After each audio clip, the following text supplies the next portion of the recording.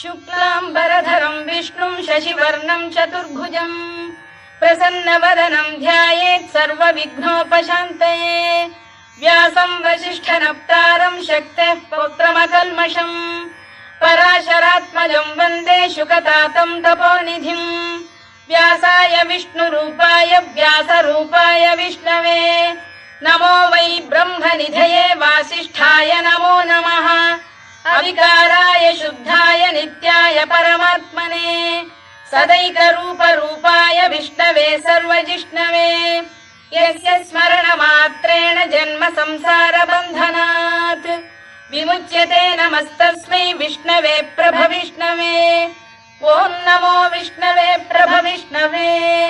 श्रीवैशम्पायन उवाच श्रुत्वा धर्मानशेषेण पावनानि च सर्वशः युधिष्ठिरः शान्तनवं पुनरेवाभ्यभाषत।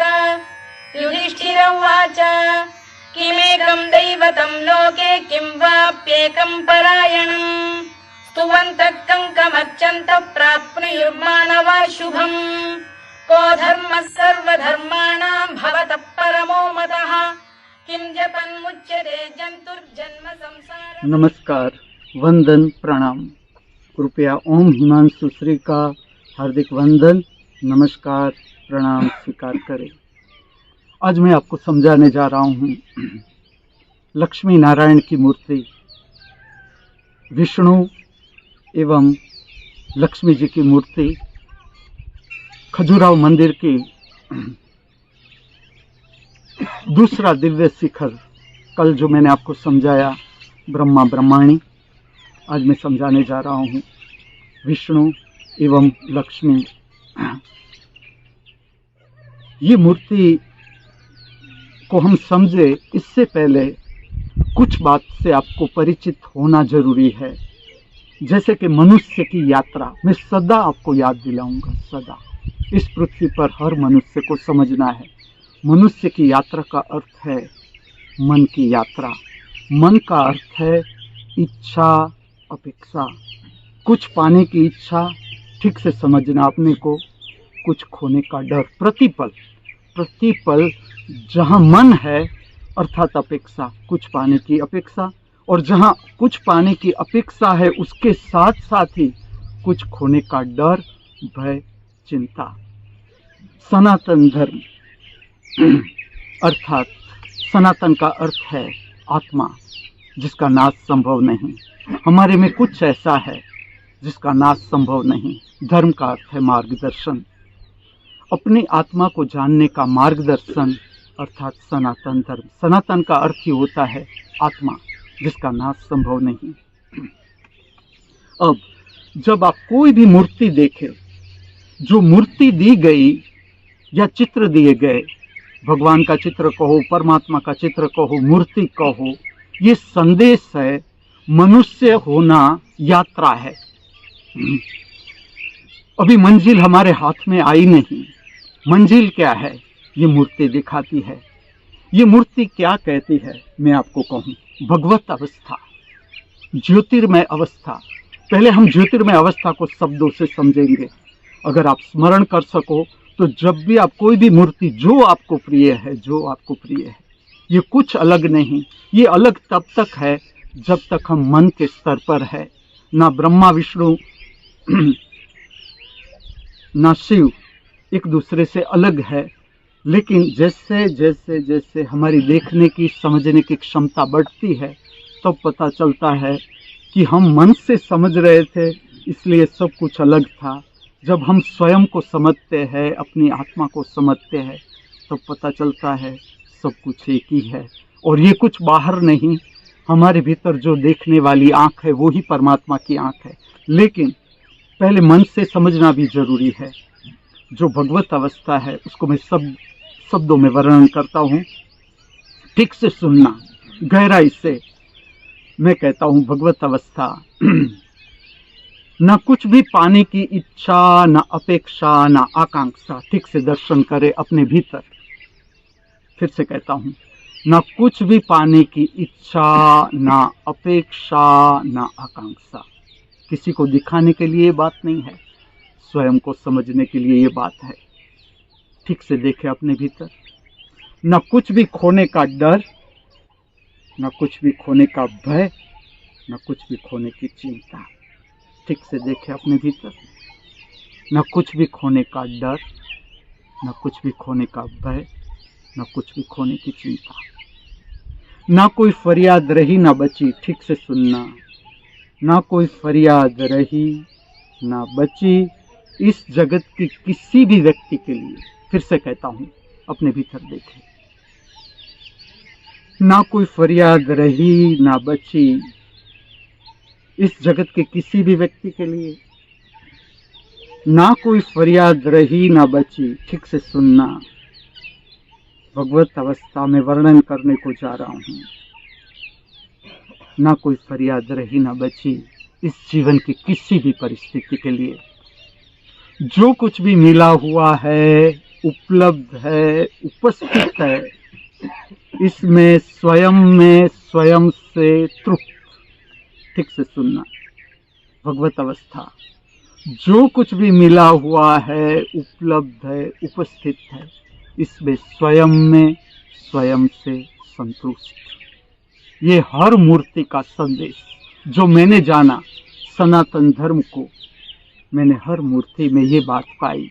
ये मूर्ति हमें स्मरण दिलाती है कि अभी आप यात्रा कर रहे हो, मन की यात्रा पर हो, तो दुख होगा ही होगा, क्योंकि सबकी अपेक्षा है, हर जीव की अपनी अपेक्षा है, और हमारी अपेक्षा के अनुसार परम सत्य प्रकट नहीं होता।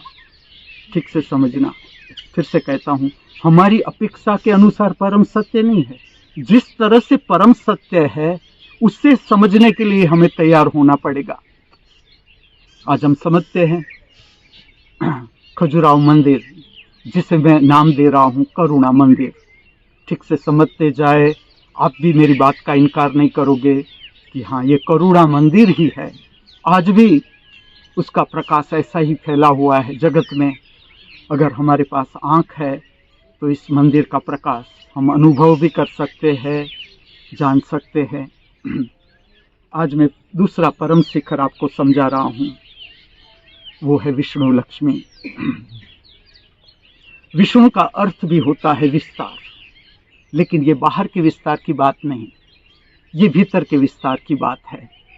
भीतर का जो विस्तार प्राप्त कर लेता है वो बाहर का विस्तार भी प्राप्त कर लेता है। देखो, ब्रह्मा का अर्थ भी यही है। ब्रह्मा का अर्थ है विस्तार। बाहर का विस्तार भी, भीतर का विस्तार भी, दोनों अलग भी नहीं। ये अलग तब तक है जब तक हम भीतर के विस्तार को जानते नहीं। और कैसा रहस्य है, जैसे जैसे हम भीतर का विस्तार जानते जाते हैं, बाहर के विस्तार के सारे रहस्य हमारे हाथ में आते जाते हैं। विष्णु लक्ष्मी, विष्णु का अर्थ है विस्तार, लक्ष्मी का अर्थ है विस्तार की संपदा। ठीक से सुनना मुझे। लक्ष्मी का दूसरा नाम है श्री, अर्थात प्रकाश। जो भीतर के जगत का प्रकाश है उसे श्री कहा जाता है। संपदा, जो हमारी असली संपदा है, वो है भीतर का प्रकाश, ज्ञान, समझ। ये श्री के रूप से प्रकट किया गया, लक्ष्मी के रूप से। ये दंपति है। देखो, स्त्री और पुरुष। आप विष्णु का शरीर देखोगे, पुरुष का शरीर। आप लक्ष्मी जी का शरीर देखोगे, स्त्री का शरीर। दंपति, ब्रह्माणी भी दंपति, विष्णु लक्ष्मी भी दंपति। पहले हम समझ लेते हैं विष्णु के 4 हस्त। एक हाथ में आप देखोगे शंख। शंख का अर्थ है, अगर भीतर के जगत को हम जाने समझे तो हमारी आत्मा का एक नाद है, नाद जो प्रतिपल बजता रहता है। ये नाद बहुत ही शंख से मिलता जुलता नाद है। तो शंख देने का एक अर्थ है जिसने अपने भीतर का नाद को प्राप्त कर लिया। अब अविरत विष्णु अविरत इस शंख को अनुभव कर रहे हैं अपने भीतर। जो भीतर का विस्तार है, इसका एक नाद है। बाहर के विस्तार का भी एक नाद है, वो भी शंख से मिलता। ऐसे ही शंख नहीं है। तो शंख है, वो प्रतीति कराता है, हमें याद दिलाता है कि भीतर ऐसी ध्वनि है। और इसका मैं अगर बाहर के रूप से हम देखें, शारीरिक तल पर भी शंख का बहुत ही विधायत्मक असर, बहुत ही विधायत्मक असर। पांव के अंगूठे से लेकर मस्तिष्क तक शुद्धि करता है शंख का बजाना। और खास करके मस्तिष्क की जो कोई भी तकलीफ है, बीमारी है मस्तिष्क की, जैसे जैसे हमारी उम्र बढ़ती है वैसे वैसे मस्तिष्क जल सूख जाता है। तो शंखनाद की प्रक्रिया ये सूखने नहीं देती मस्तिष्क जल को। इसलिए मैं ऐसा कहता हूँ कि जो शंख बजाते हैं उसे ठीक से इस पर ग्रिप लानी है और औरों को भी बजाना सिखाना है। इसके 3 समय है, दिव्य समय। एक है प्रातःकाल, जब सूर्योदय प्रारंभ होता है, जब सूर्य का रंग केसरी या पीला है या सूर्य प्रकट हो रहा है, प्रथम समय। दूसरा समय है मध्याह्न का समय, भोजन से पहले, प्रसाद से पहले। और तीसरा समय है जब रात्रि का आगमन होता है और संध्या समय है, जब सूर्य विदा हो रहा है। सूर्य का रंग संध्या समय में जब केसरी है, पीला है, तब भी शंखनाद बहुत ही महत्वपूर्ण प्रक्रिया। ये भीतर की तो शुद्धि करती ही है ये प्रक्रिया, लेकिन जिस वातावरण में हम रहते हैं उस वातावरण को भी शंखनाद शुद्ध करता है, पवित्र करता है। जो अनिष्ट तरंगे है, विकृत तरंगे है, वो इस क्षेत्र में रह नहीं सकती, नष्ट हो जाती है। ये शंखनाद का विज्ञान है। मैं आपको यहाँ तक कहूँ, अगर आप शंख बजाना न जानते हो, मैं आपको एक प्रक्रिया बताता हूँ, करके देखना। इस तरह से करें। फिर से बताता हूँ, अगर आप शंखनाद नहीं जानते हो या आप ऐसे रहते हो जैसे कि आज कोई फ्लैट में रहता है तो शंखनाद बजा, मैंने किया है, ये लेटेस्ट फ्लैट होता है, मैं कभी न जाऊँ। अब एक मेरी शिष्या है, पूना में रहती है, लेटेस्ट फ्लैट, लेकिन आप छींक खाओ तो भी मेमा आता है कि आपने डिसिप्लिन चूक गए, आप जोर से छींक खाए। तो मेरा तो काम ही नहीं इसमें, लेकिन मैं आपको बजाना सिखाता हूँ। अगर आप फ्लैट में रहते हो, लेटेस्ट फ्लैट में, जहाँ शंख बजाना मना ही है, आप मुख से बजाओ, इसका इतना ही असर। इस तरह से भी ये प्रक्रिया की जा सकती है। इसका भी मस्तिष्क एवं हृदय पर बहुत सुंदर असर। यहाँ तक कि आपको डिप्रेशन जैसा लगे, सप्रेशन लगे, फ्रस्ट्रेशन लगे, आप ये नाद बजा के देखें। तो एक हाथ में दिया गया है शंख, एक हाथ में है चक्र। आप देखोगे तो चक्र, चक्र का अर्थ है वर्तुलाकार घूमना। ठीक से मनुष्य का जीवन देखो, हम सुबह में जागते हैं, रात को सो जाते हैं, फिर सुबह में जागते हैं, रात को सो जाते हैं। और आगे जाओ, हम जन्म लेते हैं, फिर मृत्यु होती है, फिर जन्म लेते हैं, मृत्यु रहती है। वर्तुलाकार घूमता है ये वर्तुल हमारे भीतर, हमारा मन, हमारी वृत्ति। क्रोध आता है, हम क्रोध करते हैं, फिर पछतावा आता है, पछतावा करते हैं, फिर क्रोध आता है, फिर पछतावा होता है, फिर क्रोध आता है। अर्थात मनुष्य का अर्थ है मन के हाथ में हम, मन के हाथ में जीव, अर्थात मनुष्य। परमात्मा का अर्थ है जिसके हाथ में मन आ गया, अब मन का काम नहीं चलता। हाथ में चक्र, हाथ में चक्र का अर्थ है जब चाहो मन का उपयोग करो और जब न चाहो मन को स्विच ऑफ कर दो, बंद कर दो। तो परमात्मा के आगे मन नहीं जीत सकता। विष्णु के हाथ में जो चक्र दिखाया गया है ये विजय है। ये विष्णु ने विजय प्राप्त कर लिया अपने मन के ऊपर, अपनी इच्छा के ऊपर, अपनी वृत्ति के ऊपर। अब अगर विष्णु की कोई इच्छा है और वो पूरी न हो तो विष्णु कभी डिप्रेशन में नहीं आ सकते, फ्रस्ट्रेशन में नहीं आ सकते, विष्णु कभी सप्रेशन में नहीं आ सकते, क्योंकि मन ही उसके हाथ में आ गया। ये संकेत चित्र के रूप में, शिल्प के रूप में देखो। ये दिव्य कला, दिव्य का इतना ही अर्थ है आत्मा का प्रकाश। जो कला आपको आत्मा की ओर ले जाए, परमात्मा की ओर ले जाए, परम सत्य की ओर ले जाए, वो दिव्य कला। तो इसमें इस तरह से दिखाया गया कि विष्णु के हाथ में उसका मन, उसकी इच्छा, वो चाहे तो इस जगत में इस तरह से काम करे, न चाहे तो न करे। शंख, चक्र, गदा, तीसरे हाथ में आप देखोगे तो गदा। गदा का इतना ही अर्थ है वृत्ति पर विजय, वृत्ति पर विजय। अर्थात क्रोध, घृणा, ईर्ष्या, तिरस्कार, लोभ, वो हमें हैरान करने वाली वृत्तियां, इस पर विष्णु का विजय गदा के द्वारा दिखाया गया है। ये बाहर के राक्षसों की बात नहीं है, बाहर के असुरों की बात नहीं है, ये भीतर के असुर है जो हमें हैरान करते रहते हैं। और इसके कारण अगर मैं लोभ में हूँ तो इस वातावरण में जितने भी लोभ की तरंगे हैं मुझे पकड़ लेगी। अगर मैं क्रोध में हूं तो इस वातावरण में जितनी क्रोध की तरंगे हैं मुझे पकड़ लेगी। तो विष्णु का विजय, वृत्ति के ऊपर विजय, ये गदा के द्वारा दिखाया गया है। जहां भी आप कमल देखो, जहां भी आप कमल देखो, कोई भी आकृति में, कोई भी मूर्ति में, कमल का अर्थ है खिली हुई आत्मा, भीतर की स्पेस। अब निर्विचार अवस्था, भीतर विचार न रहे।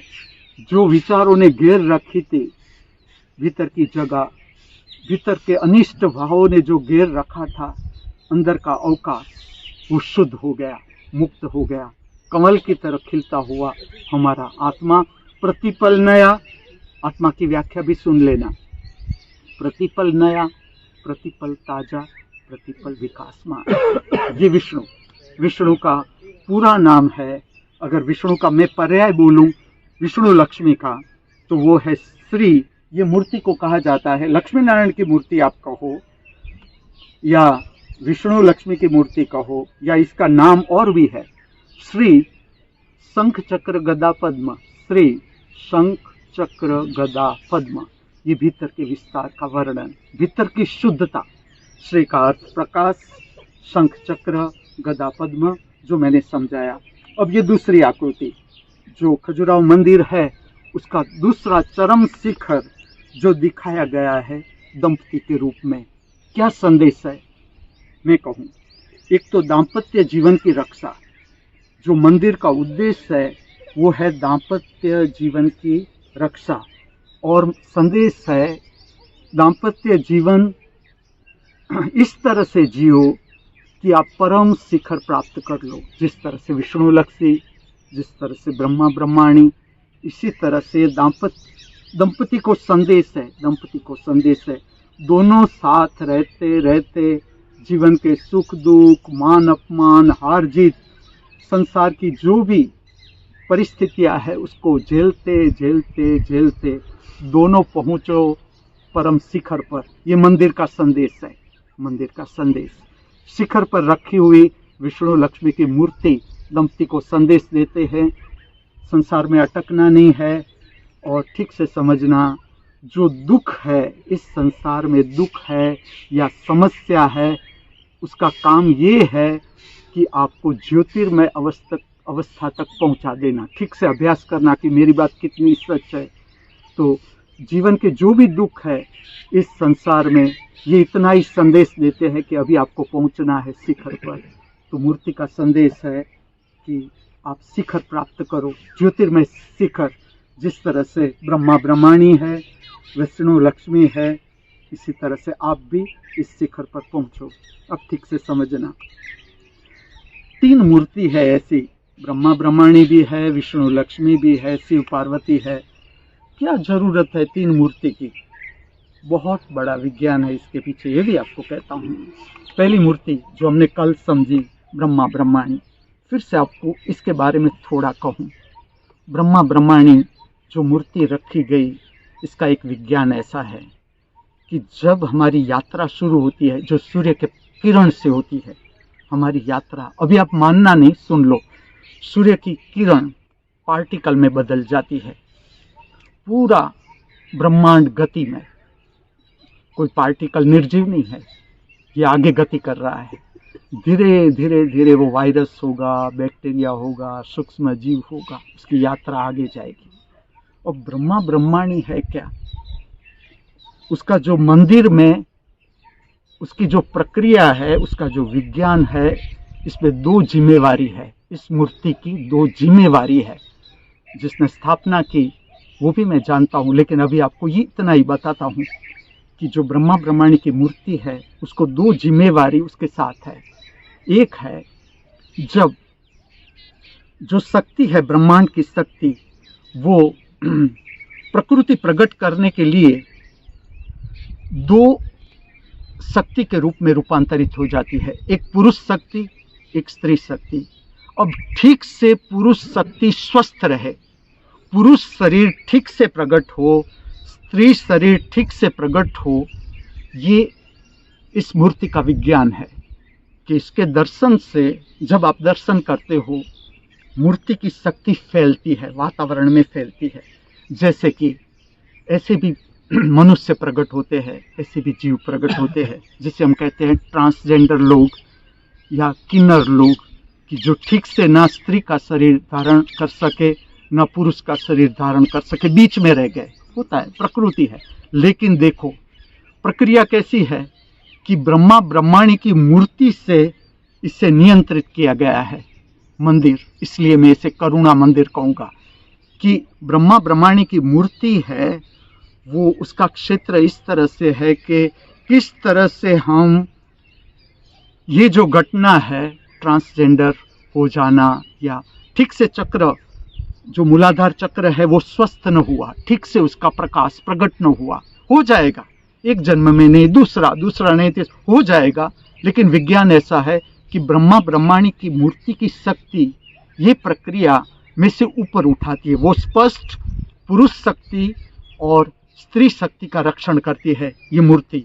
एक यहाँ पर दूसरी, इस मूर्ति की जिम्मेवारी है जब कोई भी व्यक्ति अपना साथी चुनता है, जब स्त्री पुरुष दोनों साथ में रहना शुरू करते हैं, दाम्पत्य जीवन स्वीकार करते हैं, प्रारंभ करते हैं, जब प्रारंभ करते हैं दाम्पत्य जीवन का, तब ये जो हमारे दादा दादी है ब्रह्मा और ब्रह्माणी, देखो ब्रह्मा की बड़ी दाढ़ी है, आप उसको देखोगे उसका शरीर, उसमें दाढ़ी रखी गई है, विष्णु में नहीं रखी गई, वो भी मैं बताता हूँ।